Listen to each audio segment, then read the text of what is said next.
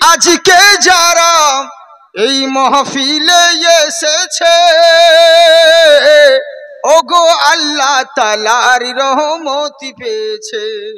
সুবহানাল্লাহ বলেন। হ্যাঁ, দূরি করিতে এলো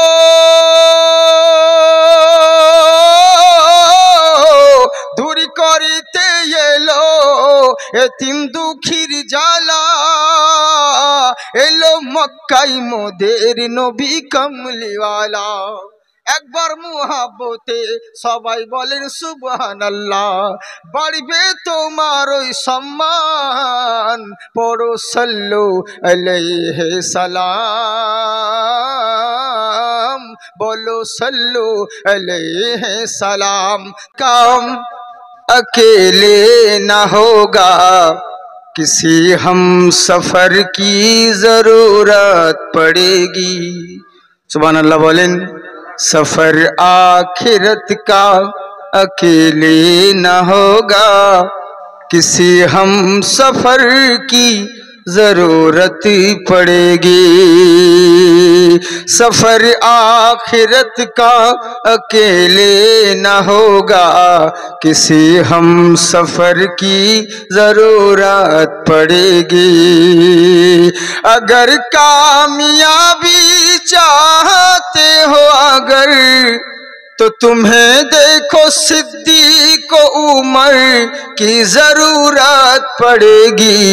सफर आखिरत का अकेले न होगा, किसी हम सफर की जरूरत पड़ेगी। अच्छा, আমার কথা বুঝতে পারছেন আপনারা? খুব সুন্দর কথা বলছি। আগে ভূমিকা শুনুন, হেডিং শুনেন। অন্যান্য দিনের বক্তব্য আর আজকের আমার বক্তব্য একটু আলাদা, ধাঁচ চেঞ্জ করছি, দেখা যাক কি হয়। কারণ আল্লাহ পাক আমাদেরকে বহুত কোয়ালিটি দিয়েছে, এটা আল্লাহ পাকের কাছে গর্ব করি। আল্লাহ লাখ লাখ শুকরিয়া করেও শেষ করা যাবে না। যা নিবেন সব পাবেন, কিন্তু অন্যান্য দিন আজকে একটু আলাদাভাবে দেখি, বলার চেষ্টা করি আপনাদেরকে।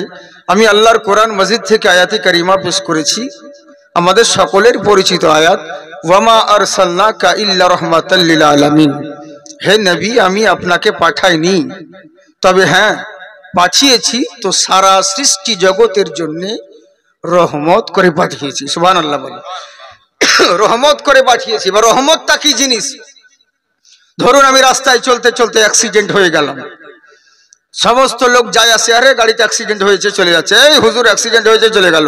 কিন্তু একজন দেখলো, আরে যে আমাদের এখানে জালসা এসেছিল ধোয়ারই বা হেন্তাবাদ এলাকায়, আরে যাই হোক না কেন হুজুর তো বটে, ওঠা, তাড়াতাড়ি করে উঠিয়ে নিয়ে হয়তো আমাকে এক গ্লাস ঠান্ডা পানি দিল, কি হয়তো মাথায় পানি ঢেলে দিল। ওই ছেলেটা হলো আমার জন্য রহমত। বিপদের সময় যে আমার পাশে দাঁড়ালো, সে হচ্ছে আমার জন্য রহমত। ও আমাকে হসপিটালে নিয়ে গেল, ডক্টর ওষুধ প্রেসক্রিপশন দুটোই ভালো চললো, আমার জন্য হসপিটালটা হলো রহমত। আমি বাড়িতে এলাম, সুস্থ হয়ে আছি। হ্যাঁ, সকলের পরিবারের সেবায় আমার বিপদের সময় যারা পাশে দাঁড়ালো, তারা হলো আমার জন্য রহমত। তো বিপদের সময় যে পাশে থাকে সেটাই হচ্ছে রহমত। তা আমার নবীকে আল্লাহ পাক বললেন, সমস্ত সৃষ্টি জগতের জন্য আপনাকে রহমত করে পাঠালাম। তো কেমন রহমত?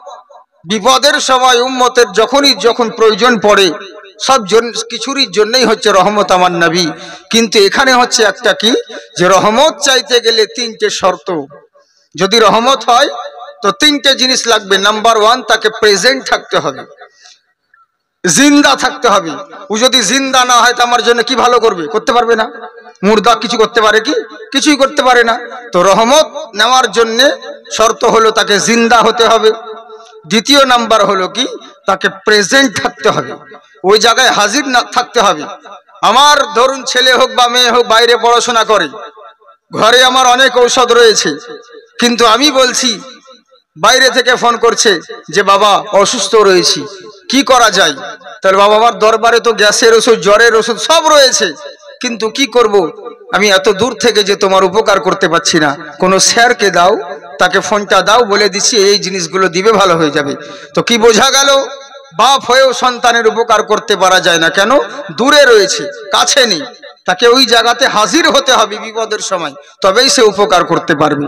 নাম্বার থ্রি, তাকে তার ভাষা বুঝতে হবে। ভাষা যদি না বোঝেন তাহলে কিন্তু সব গোলমাল। এক ছেলে অসুস্থ হয়েছে, হ্যাঁ, ছেলেটা বারবার করে বলছে তার মাকে, মা ওয়াটার দাও, ওয়াটার দাও। ছেলে স্কুলে পড়ে, দামি স্কুলে পড়ে, এখন পানি আর বেরোয় না, ওয়াটার বলছে, ওয়াটার দাও, ওয়াটার দাও। মা ভাবছে হয়তো মানে ছেলেকে ঠান্ডা লাগছে, ও আরো একখানা লেপ দিয়ে দিয়েছে ওর উপরে। এমনিতে তো গরমে পড়ছে, আবার করলো কি, আবার বলছে মা ওয়াটার ওয়াটার। ও যত কথা বলেছিল আবার দিয়ে দিয়েছে। অবশেষে শেষ পর্যন্ত দেখলো ছেলে নিঃশ্বাস ত্যাগ করে দুনিয়া থেকে বিদায় নিল। কারণটা কি, যেই মা একটা সন্তানের জন্য নিজের জীবন দিয়ে দেয়। একটা মা, আপনার যদি কিডনি ফেল হয়ে যায়, একটাই জাতি আছে, সেটা হলো মা। মা বলবে আমার কিডনি নিয়ে নাও, আমার ছেলেকে বাঁচিয়ে দাও। আপনার যদি একটা চোখ নষ্ট হয়ে যায়, মা বলবে আমার চোখ দিয়ে দাও। ডক্টর বলবে তুমি যে অন্ধ হয়ে যাবে, অন্ধ হোক অসুবিধে নেই, কিন্তু আমি ছেলের চোখ দিয়ে আমি সারা জগৎটাকে দেখব। আমি অন্ধ থাকি তাও ভালো, কিন্তু আমার ছেলে যেন সুস্থ থাকে, সে যেন দেখতে পায়।